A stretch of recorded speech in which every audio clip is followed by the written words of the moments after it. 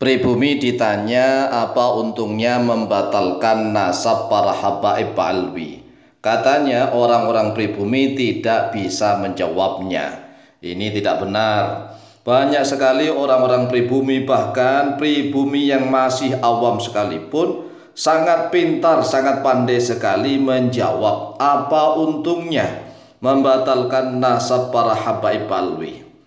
Karena membatalkan nasab para habaib alwi itu menyelamatkan para habaib itu sendiri dan juga menyelamatkan orang-orang Islam yang lainnya yang sangat mencintai kepada dzurriyyah Nabi Muhammad SAW. Jadi membatalkan nasab para sadah habaib alwi itu menyelamatkan para habaib sendiri dan juga menyelamatkan orang-orang Islam yang lainnya yang sangat mencintai kepada dzurriyyah Nabi Muhammad SAW. Karena Imam Malik di dalam salah satu riwayatnya dikatakan bahwa siapa saja yang menandarkan nasabnya kepada baitin Nabi SAW dengan cara batil, maka harus dipukul yang menyakitkan, dan harus ditenarkan, dan juga harus dipenjara dengan waktu yang lama sehingga nampaklah taubatnya. Karena orang-orang yang menyandarkan nasabnya kepada Nabi Muhammad SAW tanpa bukti yang jelas itu dianggap istighfafun bihaqqi Rasulillah SAW. Istighfaf artinya adalah meremehkan, merendahkan, meringankan, menganggap sepele haknya Rasulullah SAW. Oleh sebab itulah manfaatnya banyak sekali.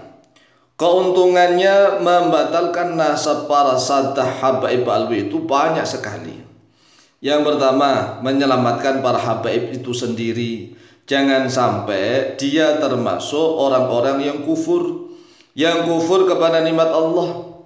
Karena di dalam hadis yang sahih riwayat Imam Bukhari Muslim dari Abu Dzar Al-Ghifari radhiyallahu anhu bahwa beliau telah mendengar Nabi Muhammad SAW bersabda, "Laisa min rajulin idda'a li ghairi abihi wa huwa ya'lamuhu illa kafara." Tidaklah dari seseorang yang mengaku kepada selain bapaknya, sedangkan dia mengetahuinya bahwa itu bukan bapaknya, bahwa itu bukan jalur nasabnya, illa kafara, kecuali dia telah kufur, yaitu kufur nikmat. Wa man itta'a qauman laisa lahum fihim falyatabawwa' maq'adahu minan nar.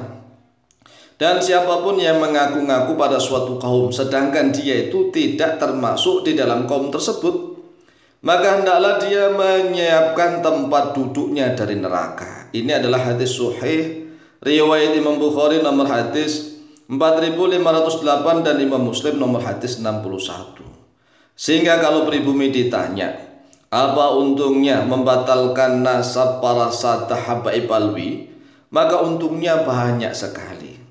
Nah, kami sendiri Al-Faqih Tamalim di dalam video yang cukup singkat dan pendek ini hanya akan membantu menjawab dua keuntungan saja. Dua keuntungan, yang pertama adalah keuntungan untuk para habaib sadah alwi itu sendiri. Jadi mereka kalau misalnya jelas-jelas tidak ada bukti yang otentik, yang sahih, yang sharih bahwa mereka nasabnya tidak tersambung kepada Nabi Muhammad SAW, maka semua para habaib sadah alwi itu selamat dari penipuan dan kebohongan. Inilah yang perlu dicatat. Jangan marah-marah, justru kita harus terima kasih. Terima kasih kepada orang-orang yang telah bersusah payah, bersungguh-sungguh ijtihad, mengeluarkan seluruh kemampuannya untuk meneliti. Meneliti itu butuh waktu yang lama, butuh kesungguh-sungguhan. Meneliti manuskrip-manuskrip, meneliti kitab-kitab, berbagai macam informasi dan sumber diteliti. Ini butuh kejelian, kecermatan, dan kehati-hatian. Nah, setelah didapatkan hasilnya dan ternyata tidak terbantahkan, maka seharusnya para sadah habaib alwi itu mengucapkan terima kasih. Lalu mengapa kalau mereka misalnya sudah tidak tersambung kepada Nabi Muhammad SAW kok masih disebut sadah? Sadah itu jamak dari sayyid. Nah, sayyid itu bagi orang-orang Arab artinya tuan. Tuan seperti misalnya nih budak dengan tuannya, abdun dan sayyidnya, begitu. Abdun dan sayyidnya. Jadi kata sayyid itu sebenarnya tidak khusus kepada durian Nabi. Sama dengan kata-kata syarif. Jadi sekali lagi, kata syarif dan sayyid tidak terkhusus untuk durian Nabi. Sehingga kita bisa menyebut siapapun yang kita anggap mulia dengan sebutan sayyid, dan jamaknya adalah sadah. Sadah. Sama dengan al-ashraf, para syarif. Kalau di Amerika, di Eropa sana, itu syarif, gitu kan? Ngucapnya syarif. Syarifnya itu ya pakai pelangkon. Pelangkon itu apa? Topi yang koboi gitu kan. Mereka naik kuda.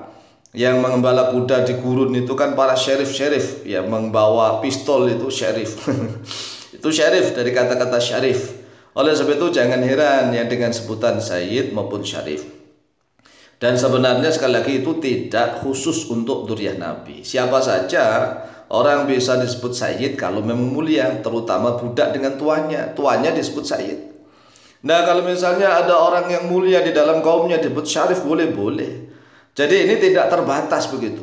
Adapun ya teman-teman kami yang mengatakan bahwa sayyid dan syarif itu khusus duriah Nabi misalnya, yang satunya lagi khusus duriah Hasan, satunya lagi khusus duriah Husain. Ya, ini kurang benar, kami juga kurang bisa menerima. Karena kata sayyid dan syarif itu pada awalnya adalah umum. Umum untuk siapa saja. Oleh sebab itulah salah satu keuntungan bahwa membatalkan nasab para sadah Habaib Alwi itu adalah untuk para sadah Habib Alwi sendiri. Yang kedua, menyelamatkan dari penipuan dan kebohongan orang-orang Islam yang sangat mencintai duriah Nabi Muhammad SAW. Terutama umat Islam yang ada di Indonesia, khususnya lagi yaitu umat Islam yang ada di Jam'iyah Nahdlatul Ulama, Jam'iyatun Nahdlatul Ulama, warga NU, warga Nahdiyin dan Nahdiyat. Mereka semua ini sangat menghormati, mencintai duriah Nabi Muhammad SAW. Dan karena mereka sangat mencintai dan menghormati duriah Nabi, maka jangan sampai mereka menjadi korban penipuan dan pembodohan. Korban penipuan, pembodohan, dan kebohongan. Sehingga banyak sekali korban-korban dari warga Nahdin dan Nahdiyat. Jadi salah satu keuntungannya untuk para habaib sendiri. Dan kedua keuntungannya adalah untuk umat Islam, umatnya Nabi Muhammad SAW. Jangan sampai menjadi korban penipuan dan kebohongan orang-orang yang arogan mengaku duriah Nabi untuk mendapatkan keuntungan duniawi.